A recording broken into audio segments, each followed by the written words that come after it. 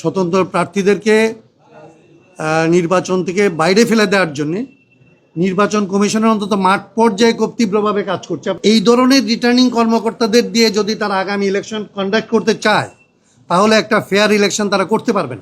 গত সরকারের যে অপকর্ম এইটাকে ঢাকার জন্যে ইনকামবেন্ট গভর্নমেন্ট যারা হইতে পারে বলে তাদের মনে হইতেছে তাদেরকে হাসিনার চাইতে বেশি সেবা দিয়ে এই সরকারের অধীনে থাকার জন্যে এবং গুটবুকে থাকার জন্য চেষ্টা করতেছে। দেখেন যে আমাদের ভোটারদের আপনারা অ্যাপিয়ারেন্স দেখলে বুঝবেন যে এরা কতটা ইনোসেন্ট।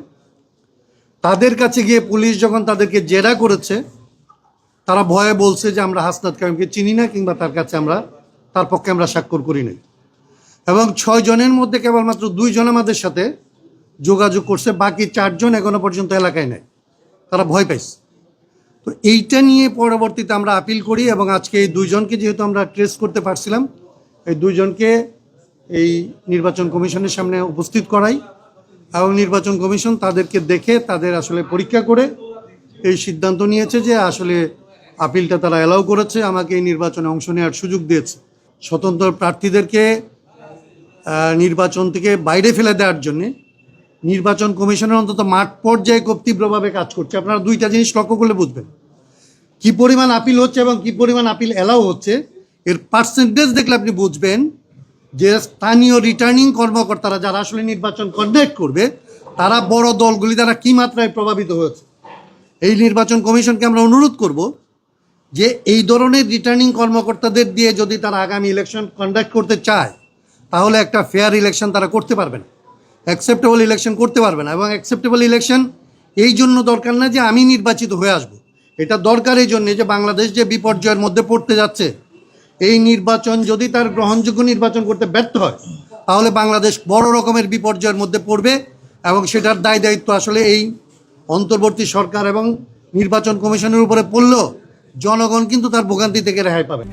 RICL TMX, যুগের পর যুগ স্থাপনা থাকে মজবুত। আমি রিটার্নিং কর্মকর্তাদের আমি কেবলমাত্র একটা মাঠের অভিজ্ঞতা বলি। আমরা আগে থেকে বলতেছিলাম যে নির্বাচন কমিশনের সংস্কার সবার আগে প্রয়োজন, নির্বাচনী আইনের সংস্কার সবার আগে প্রয়োজন। বাংলাদেশে সবচেয়ে কম সংস্কার হয়েছে কিংবা এই নির্বাচন কমিশন কোনো ধরনের সংস্কার করতে দেয় নাই, সেটা হচ্ছে নির্বাচন কমিশন। তারা একদম হাসিনা আমলের ফেসিস্ট আইনগুলি দিয়ে নির্বাচন কন্ডাক্ট করতেছে এবং ওইখানে আপনারা দেখবেন মাঠ পর্যায়ে নির্বাচন কর্মকর্তা না ইউনোরা নির্বাচন কন্ডাক্ট করতেছে, ডিসিরা নির্বাচন কন্ডাক্ট করতেছে এবং তারা তাদের যে গত সরকারের যে অপকর্ম এইটাকে ঢাকার জন্যে ইনকামবেন্ট গভর্নমেন্ট যারা হইতে পারে বলে তাদের মনে হইতেছে তাদেরকে হাসিনার চাইতে বেশি সেবা দিয়ে এই সরকারের অধীনে থাকার জন্যে এবং গুটবুকে থাকার জন্য চেষ্টা করতেছে। এই নির্বাচন কমিশনকে আমি অনুরোধ করব যে তারা যেরকম লিবারেল ভিউ নিছে, এইখানে আসলে যেরকম আপিলগুলি অ্যাকসেপ্টেড হচ্ছে এটা যেরকম লাগবে, এখান থেকে তাদের